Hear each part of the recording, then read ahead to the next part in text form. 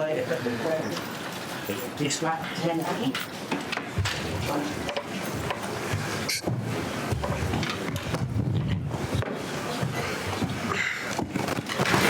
everyone, good afternoon. Welcome to Wrocław and welcome to the Matchday -1 press conference with Real Betis for the 2025 UEFA Conference League final. On stage with me is head coach Manuel Pellegrini alongside Isco and Bartra.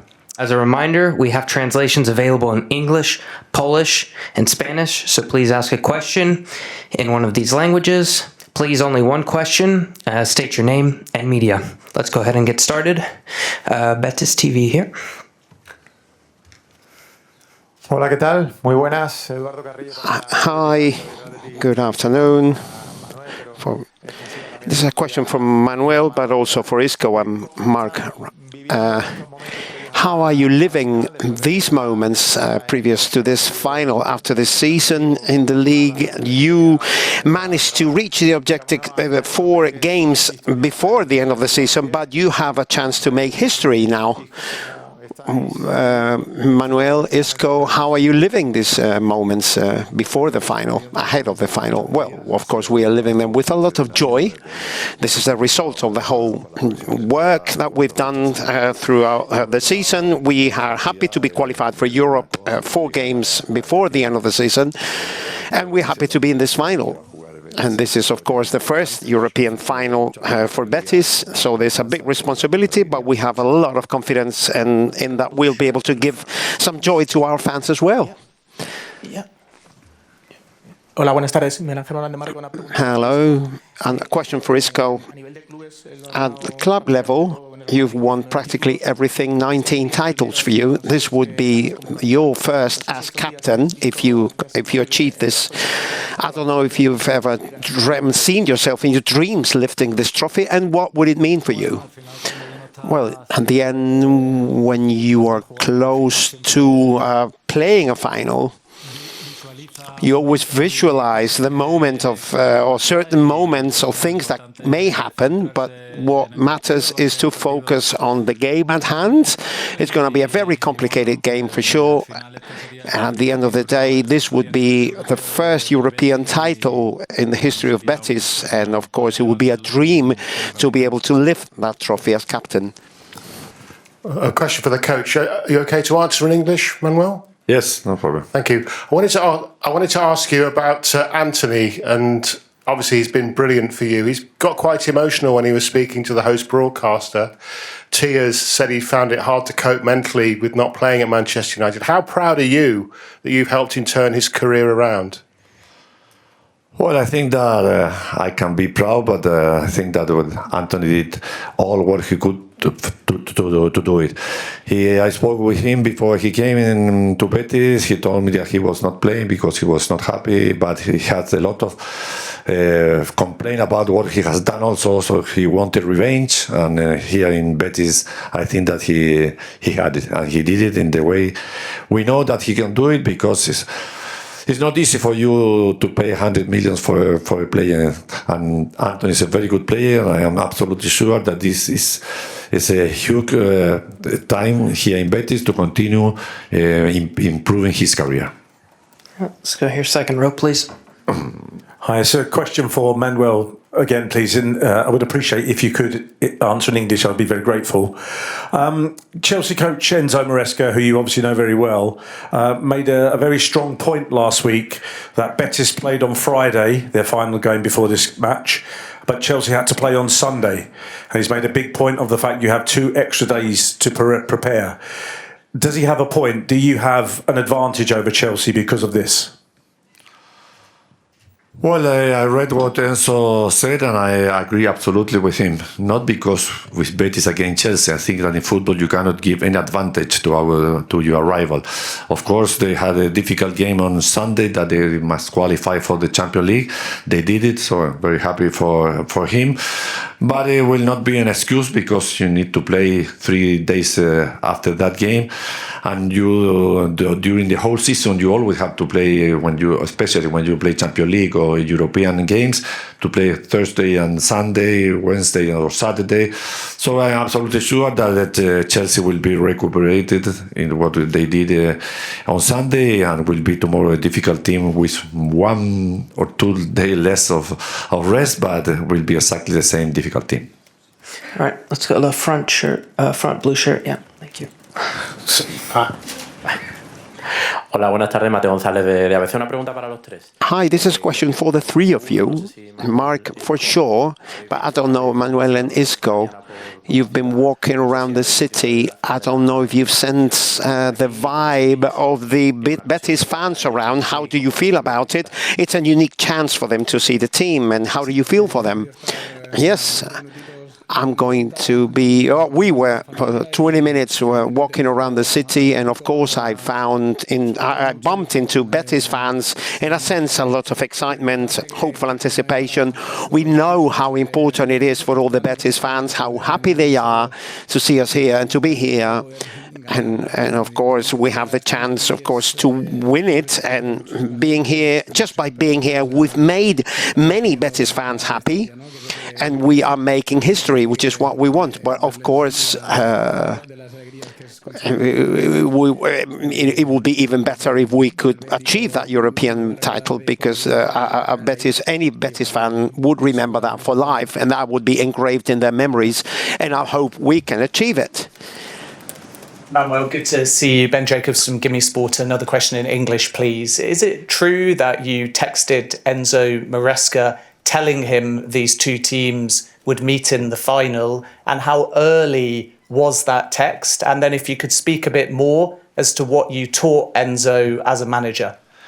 Yes, of course. I sent Enzo a message, a very short message, when we start in the phase of groups. I see you in Poland in the final. And when we both arrive, also I give him a call to tell him how happy I was to play the final against him. And what did you teach him as a manager? What were the main messages you taught him? To Enzo? No, nothing about that. Just 2 or 3 words. I congratulate him about what they did on Sunday. No, when we worked together, I don't know what he learned about that, but when we work in West Ham, we always talk about football, so both of us know absolutely what the other think about that. All right, let's go. The gentleman right here. Thank you. ¿Qué tal? Muy buenas. Carlos Hidalgo de Onda Cero. Una para Marc y para Isco. One for Mark and Isco, if you could both reply. What has Betis that Chelsea may lack for tomorrow? Good question. Well, above all, Chelsea has more money. And from that, well, we are 2 good teams with some great players. And of course, tomorrow, the game tomorrow is very important for everybody. And what I do believe that Betis has is a lot of eagerness, a lot of excitement about this game, about this final, about writing history, engraving its name in European history, and that could be a plus for us. Yeah, obviously, like he said, Chelsea at a historic level, European level as a club, you know, they've won every game during the stage, but we are a family. On the first day, I told the coach that I saw a lot of commitment from the start of the season by everyone. We've been growing as a team throughout the season, and until we reach the level of being able to reach our objective and being here today. And since we're a family and we know finally something that is huge for Betis, we come here with a degree of commitment and joy and excitement and hope that is going to make us be very focused on it. Buenas tardes a todos. Soy periodista de BeanymanSports de China. Quería preguntar a todos ustedes. I wanted to ask you all, first of all, Isco and Mark Bartra, both of you have played many important games in the past. Isco has won Champions League 5 times. Bartra has played many times at very important games, etc. Do you think that experience is very important in order to face a final like you're going to play tomorrow? And the other one, a question for Manuel, for Pellegrini, only one question.